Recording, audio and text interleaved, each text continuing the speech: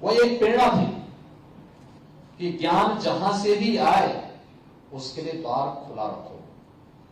और इस बात का एहसास हम सबको तब भी आया होगा जब इस देश ने 2020 में, जब दुनिया कोरोना से त्रस्त थी, कोरोना के सामने हतप्रभ थी, तब देश के यशस्वी प्रधानमंत्री जी ने देश को एक राष्ट्रीय शिक्षा नीति, न्यू नेशनल एजुकेशन पॉलिसी के रूप में देकर के देश के सामने अपने उस पुरातन शिक्षा के क्षेत्र में विश्व गुरु होने के उस एहसास को एक बार फिर से प्रस्तुत किया है।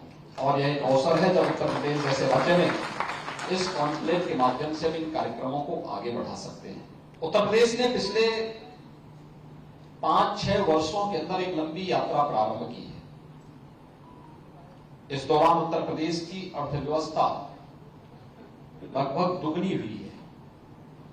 उत्तर प्रदेश की प्रति व्यक्ति आय दुगनी हुई है। उत्तर प्रदेश के अंदर न केवल कानून व्यवस्था की एक बेहतरीन स्थिति हुई है, बल्कि उत्तर प्रदेश ने इंफ्रास्ट्रक्चर डेवलपमेंट के भी कुछ मॉडल खड़े किए हैं। और आज उत्तर प्रदेश जब प्रधानमंत्री मोदी जी के इस विजन को आगे बढ़ाने के लिए $1 ट्रिलियन की इकोनॉमी बनाने की दिशा में नए प्रयास प्रारंभ किए हैं, शिक्षा के क्षेत्र की असीम संभावनाओं को भी हम आगे बढ़ाने में अपना योगदान दे सकते हैं।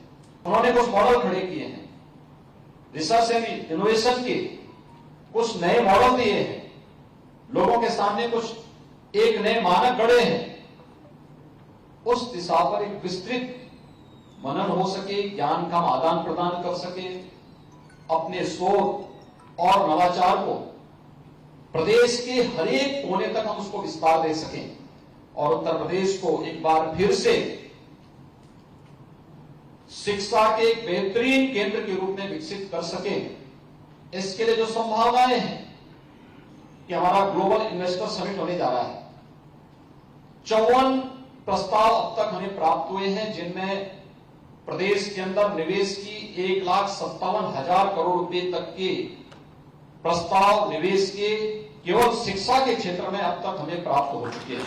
नेशनल एजुकेशन पॉलिसी हम सबको कुछ अंतर्राष्ट्रीय विश्वविद्यालयों में, इंटरनेशनल यूनिवर्सिटीज के कुछ कैंपस स्थापित करने की भी एक पूरी फ्रीडम दे रहा है। लेकिन क्या हम उसके लिए अपने आप को तैयार कर पाए हैं? हमें एक नया माहौल देना पड़ेगा। हमने शोध की प्रक्रिया को बाधित क्यों किया? डॉक्यूमेंटेशन की जो प्रक्रिया होनी चाहिए वो हमारे एक प्रकार से बाधित सी है। उस बाधा को हटानी पड़ेगी, वो बैरियर्स हटाने पड़ेंगे। 2017 में जब हम लोग आए थे, हमारे सामने एक चैलेंज था, क्योंकि उस समय हमारे पास वेतन देने तक के पैसे नहीं थे। कैसे इतना बड़ा राज्य चलेगा? तो हम लोगों ने कार्य प्रारंभ किया। आज मुझे बताते हुए प्रसन्नता है, उत्तर प्रदेश देश के अंदर रेवेन्यू सरप्लस स्टेट है, अपनी आय को दोगुना भी कर चुका है। आज हमें बड़े से बड़े प्रोजेक्ट को अगर लेना हो तो हमें किसी के सामने हाथ फैलाने की स्थिति नहीं है, बल्कि अपने दम पर राज्य इस कार्यक्रम को आगे बढ़ाने को पूरी तत्परता के साथ आगे बढ़ सकता है। कहीं कोई संकोच हमारे सामने आज के दिन पे नहीं है।